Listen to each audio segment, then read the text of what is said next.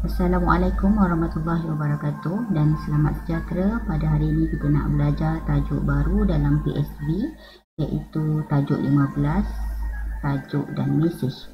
Anda boleh melihat buku teks anda. Kalau kita tengok pada isi kandungan buku teks ni, tajuk 15, tajuk dan mesej ada di muka surat 154, merupakan tajuk di bawah bidang pemikiran seni visual. Okey. Dan tajuk-tajuk yang telah kita pelajari sebelum ini ada di bawah bidang bahasa seni visual. Jadi tajuk baru yang kita masuk pada hari ini merupakan tajuk pertama lah dalam bidang pemikiran seni visual. So kita pergi kepada muka surat 154.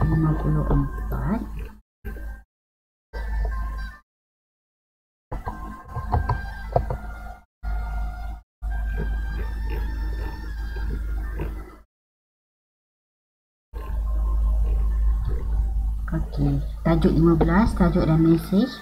Kalau anda perhatikan pada paparan slide ni ataupun boleh lihat di buku teks, kita dapat lihat sekumpulan murid yang melihat ataupun mengunjungi pameran seni. Kalau anda pernah pergi ke sesebuah pameran seni, mesti akan ada tajuk yang terdapat pada karya seni yang dipamerkan, ataupun kalau tidak pun kita pergi ke muzium, kita akan dapat lihat pada sesebuah pameran itu ataupun pada artifak yang dipamerkan ada tajuk yang berkaitan dengan pameran tersebut lah. Jadi apa yang kita akan pelajari selepas mempelajari tajuk ini, kita akan memahami tajuk dan mesej dalam proses pembentukan karya, kemudian mengeksplorasi dan aplikasi kaedah pembentukan dan perkembangan tajuk mesej, dan menzahirkan idea dan konsep melalui tugasan yang akan diberikan dalam subjek ini. Jadi kita tengok dulu pada definisi tajuk dan mesej. Tajuk ialah judul dan fokus sesuatu karya untuk menggambarkan mesej yang ingin disampaikan. Mesej pula adalah makna atau maksud tersurat dan tersirat yang terkandung dalam karya itu. Pemahaman terhadap tajuk dan mesej ni kita dapat tingkatkan lagi penghayatan kita terhadap sesebuah karya seni. Sebagai contoh, Rajah 15.1 ni, karya Muhammad Salahuddin, Membeli Belah di Kampung, yang dihasilkannya pada tahun 1959 menggunakan cat minyak. Dan tema yang diketengahkan adalah berkaitan dengan sosioekonomi. Tajuk karyanya adalah Membeli Belah di Kampung. Di mesej yang nak disampaikan melalui karya Muhammad Salahuddin ini adalah aktiviti harian serta nilai-nilai budaya yang ada dalam masyarakat tempatan pada zaman ini, pada ketika ini, yang terutamanya di kawasan kampung ini, tentang senario ekonomi yang berlaku pada ketika itu. Tujuan aplikasi tajuk dan mesej dalam pembentukan karya sebenarnya nak menjadikan karya seni visual tersebut lebih bermakna. So, orang yang melihat karya itu, dia bukan sekadar semata-mata untuk lihat nilai keindahan pada karya itu, tapi dari segi tajuk dan mesej tu, dia mampu memberikan sesuatu mesej kepada orang yang melihatnya lah. Mesej itu mungkin sama ada dari segi pengajaran ataupun maklumat. Kaedah pembentukan dan proses perkembangan tajuk dan mesej dihasilkan melalui gabungan tiga komponen ini, iaitu hal benda, bentuk dan juga kandungan. Hal benda ni berkait rapat dengan imej yang dipilih bagi mewakili tema. Bentuk pula merujuk kepada unsur seni dan prinsip rekaan yang diaplikasikan semasa membuat atau menghasilkan karya. Dan kandungan pula biasanya berkisar pada persoalan makna dan lambang kebudayaan. Mungkin dari segi lambang kebudayaan, sosiologi, politik, sejarah dan nilai estetik. Maknanya persoalan yang bermain ataupun berkisar pada karya itu. Kandungan berkait rapat dengan sebab sesuatu mesej itu ingin disampaikan.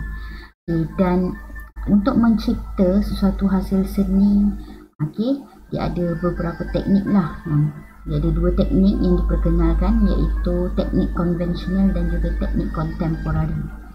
Teknik konvensional dan kontemporari ini merujuk kepada proses pembentukan hasil karya itu.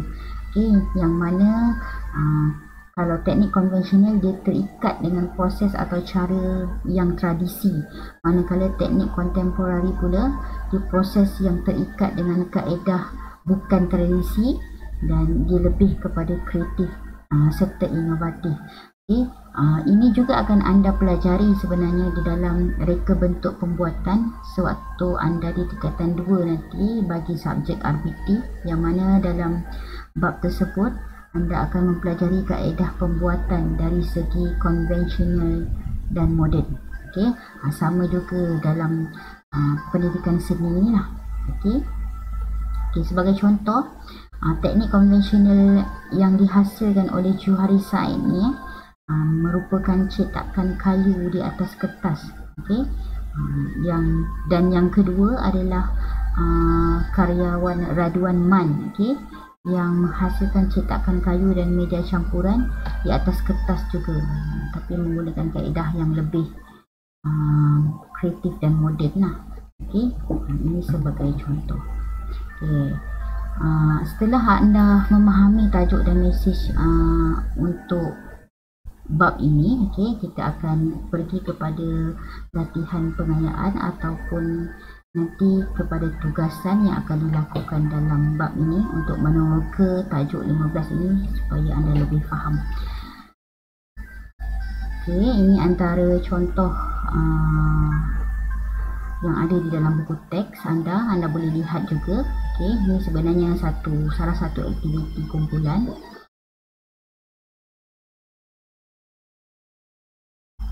Okey, ini soalan-soalan yang berkaitan lah untuk tajuk dan mesej ini. Okey, itu saja yang akan saya terangkan pada slot PDPR PSP pada hari ini. So kita akan bincangkan tajuk lain pada sesi akan datang.